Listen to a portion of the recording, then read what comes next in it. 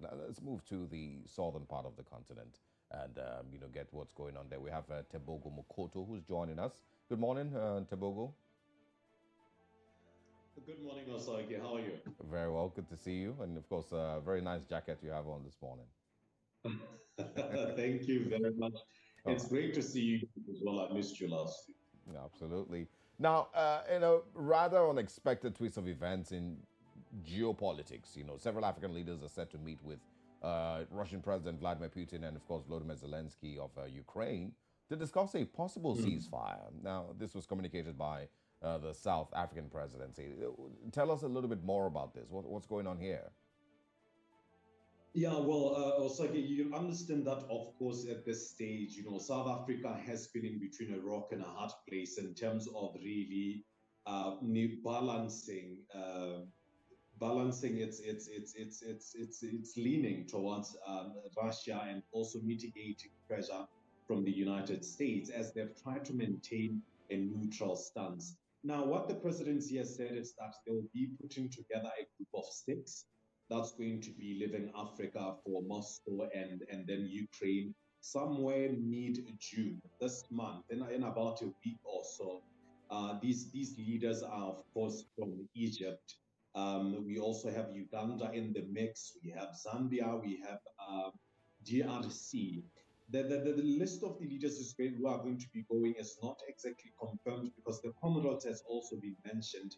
But I do understand that these are the leaders that are set to go meet with President Vladimir Putin to actually try to see or fact find and see whether the two sides, being Russia and Ukraine, are at a stage where they can maybe consider some sort of ceasefire.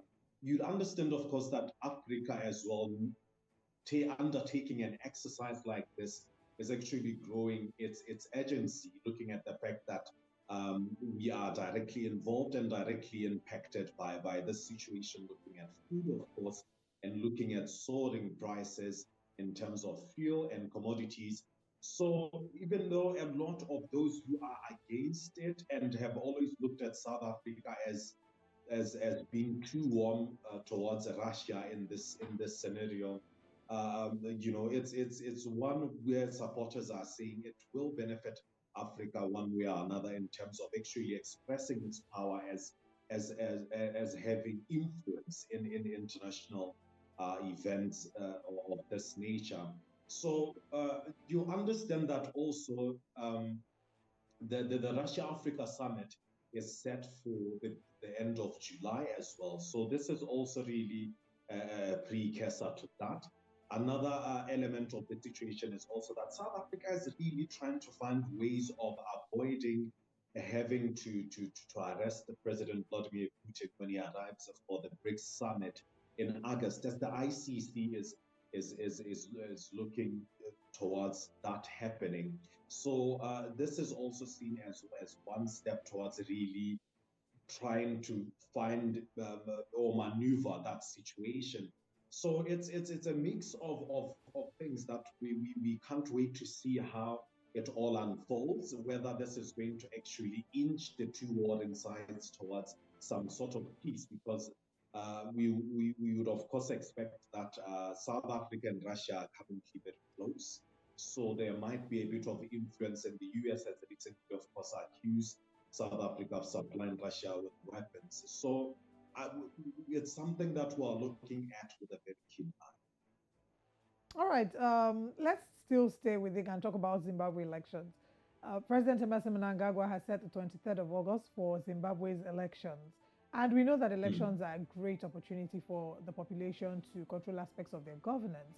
But sometimes this is hampered by interference where we find that elections are marred with rigging.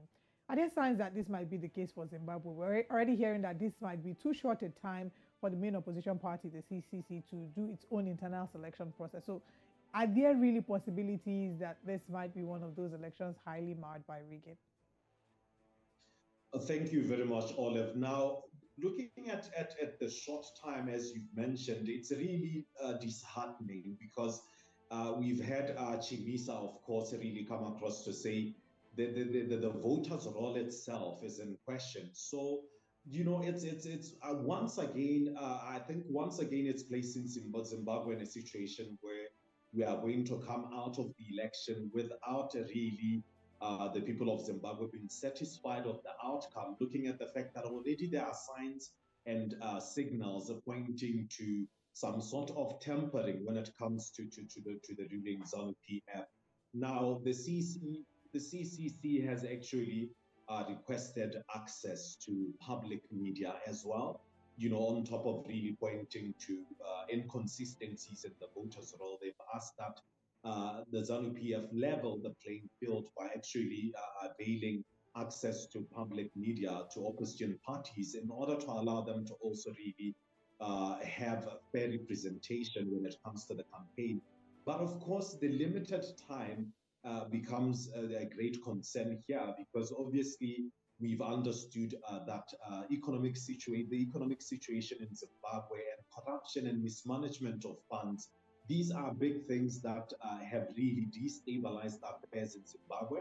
We've also been concerned in terms of journalists and whether they're able to really represent what is actually happening on the ground without, of course, interference from the ruling ZANU PF. So these elements are making it are pointing to the election being one of those that is not completely agreeable when it comes to the end results. All right, let's move away from there and look at the final story. Talking about Botswana now, where you are. It's a nation known for its diamonds globally. Now, a standoff has persisted between the government of Botswana and De Beers over the country's diamonds in negotiations that are supposed to be concluded at the end of this month. Now, what seems to be the biggest issue of contention here? What is causing all of this, and where are things currently at the moment? Well, currently when it comes to the standoff between the government of Botswana and De Beers, the government of Botswana is saying we want more shares, we want more stake in terms of our diamonds. And now De Beers is sort of trying to negotiate how that is going to happen. President Mokgweetsi Masisi, of course, is complaining that in terms of the diamond value chain, Botswana has not uh, uh, benefited as much as they should, because what you'd understand in the deal is that we supply De Beers with raw diamonds. Now, these diamonds are processed outside the country. When they come back into the country, now they come back as finished products that are more costly to Botswana. Botswana have also not really played a key role in terms of the polishing and production value chain of it, in terms of having some businesses based locally and having employment creation happen in that way.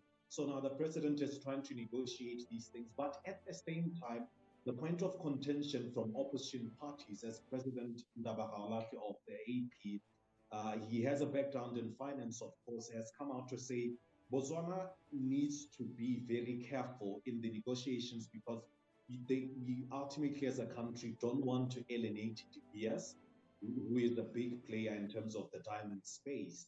So he's come out to say we need to have an exit plan if we are to have a standoff with a giant in the diamond sector who has the potential to become a competitor in the future. We need to be really sure of whether we can capture that market. Now, we've seen elements pointing to what's happening within the negotiations as media because there's a lot of secrecy. But we've recently seen President Mokgweetsi Masisi introduce a new player into the diamond space, HB Antwerp, a fairly new company, as part of what we've deduced as a soft power move to say, okay, we now have an option. If you are not going to listen to what we're saying, we can always go that route. But we've also seen De Beers recently, about a few days back, release a statement to say that synthetic diamonds have now become carbon neutral, also pointing to effects in the negotiations to say, okay, fine, no, we can simply turn to synthetic diamonds and push that product if you are not willing to hear our side and stick to the deal that we negotiated currently. So that's where the standoff is at this time. And of course, the negotiations are coming to an end at the end of this month. So we will see whether Botswana comes out with what they are hoping for. or the two parties decide to go their separate ways. All right. Of course, we expect that they will find some middle ground between, of course, negotiating tables. Well, thanks for your time this morning, Tebogo Mokoto. Always interesting hearing your perspective on these issues in the southern part of the continent. We look forward to seeing you again next week. Thank you very much, guys. Have a beautiful Friday. And you too You have as a great well. weekend.